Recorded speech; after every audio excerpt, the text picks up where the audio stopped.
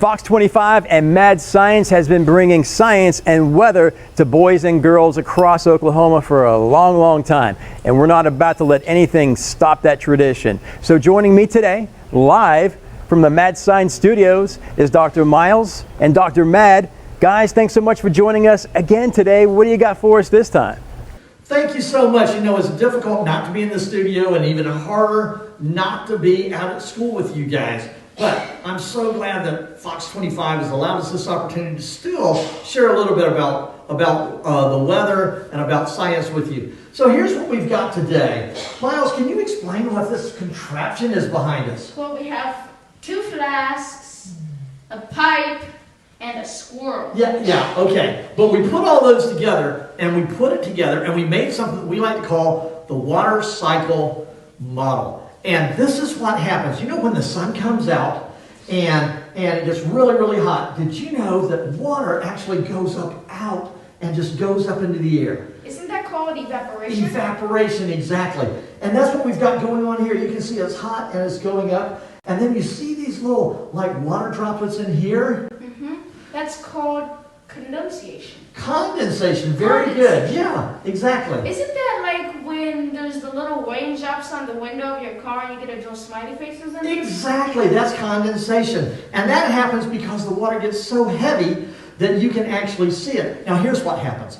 We can build clouds up in the air. When the water goes up, it does that. And eventually they get so heavy that they will actually let that water come back down. And we're showing that right here.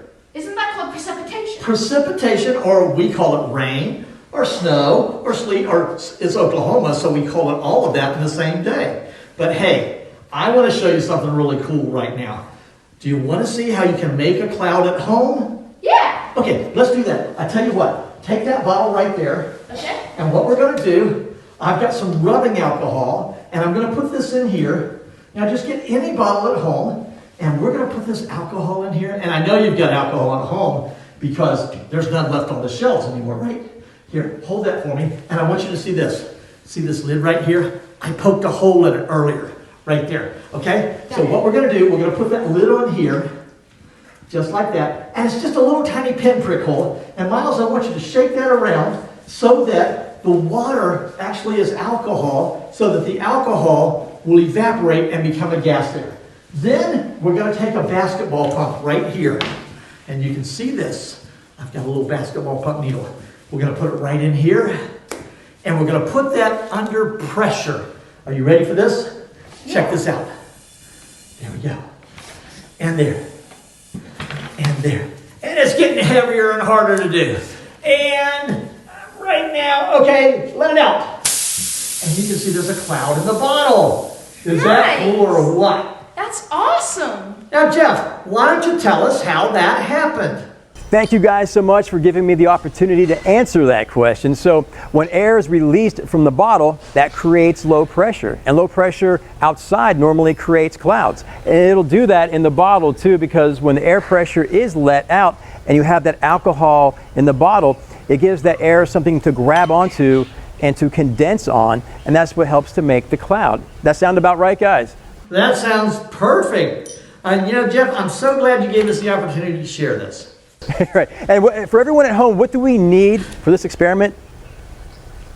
Oh, that's great. Well, this is all you need. Just get any kind of a bottle, right? And you can see I poked a little hole in the end. And the reason I did that was so this basketball needle can fit in there. So you want it to be good and tight. Then we put a little bit of alcohol in there and we shook it around to make sure that it evaporated a little bit. Put it under a lot of pressure, and as soon as that pressure built up, we let the needle out so that all that pressure could release, and that's when you saw the cloud happening. Does that sound about right? Yeah, but I mean, what about the squirrel? You know, we've had that squirrel with us for a while. You ask me later, and I'll tell you why Professor Jeremy back there is really important to Mad Science. Okay. Yeah, I'm glad you asked that, Dr. Miles. I was wondering about the squirrel myself. I guess maybe we'll find out next time. And speaking of next time, before I let you guys go, if we want to find out some more experiments online, how do we do that?